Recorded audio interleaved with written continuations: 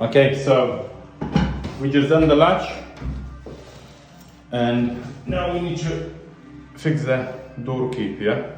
The flush in here. What I do, I measure distance from the edge of the door frame to my latch.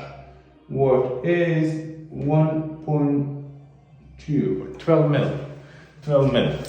At the same time, I mark my latch position, and I know that it will be 12 mil from the edge. What it means, 12 mil is when you're fitting, you offset it back 12 mil.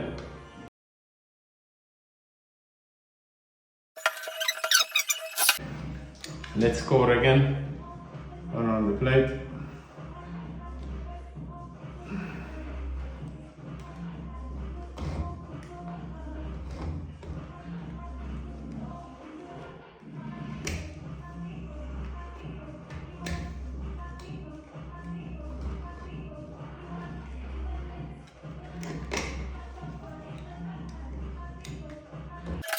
What I do, I use 18.